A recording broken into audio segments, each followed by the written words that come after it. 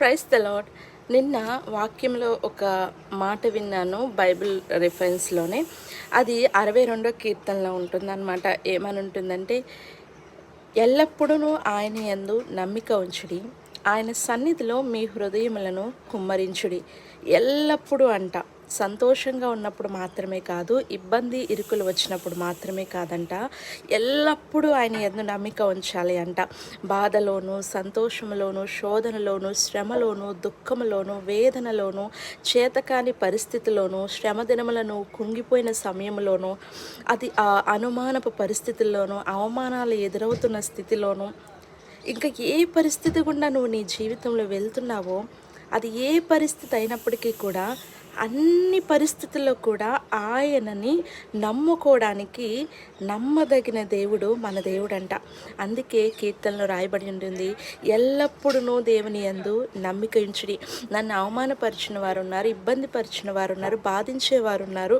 వారిని బట్టి నేను ఏ క్రియ చేయకుండా, వారికి ప్రతీకారం తీర్చుకోకుండా, నేను నా దేవుడే క్రియ చేస్తాడు అని నమ్మకం ఉంచుతున్నాను.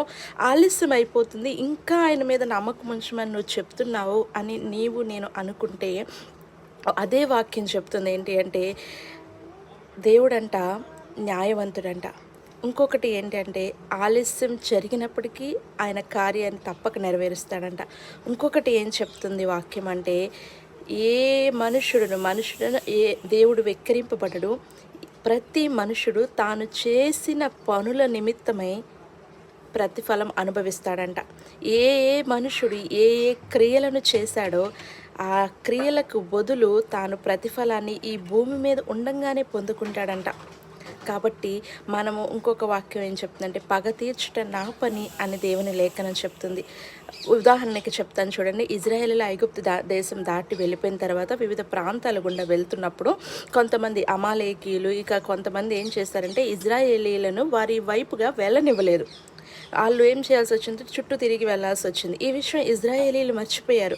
కానీ ఇజ్రాయేలీలు కానాన్ దేశంలో సెటిల్ అయిపోయిన తర్వాత ఈ దేవుడు ఆ విషయాన్ని జ్ఞాపకం చేశాడు. ఇదిగో అమాలేకీలు అనేవారు వారి మార్గములు గుండా మిమ్మల్ని వెళ్ళనీయక ఈ విధంగా మిమ్మల్ని బాధ పెట్టారు కదా, లేకపోతే వాళ్ళని మీకు మార్గాన్ని ఇవ్వలేదు కదా, మిమ్మల్ని బాధించారు కదా, వెళ్ళి ఇప్పుడు మీరు వారితో యుద్ధం చేయండి. అంటే మనల్ని అవమానపరిచిన వారి సంగతి మనం మర్చిపోవచ్చు, కానీ దేవుడు మర్చిపోడు. తప్పకుండా వారికి జ్ఞాపకం చేసుకుంటాడు. తగ్గిన సమయంలో తప్పకుండా వారు చేసిన క్రియలకు దేవుడే ప్రతిఫలం ఇస్తాడు. నమ్మండి, దేవుని మీదే భారం వేయండి.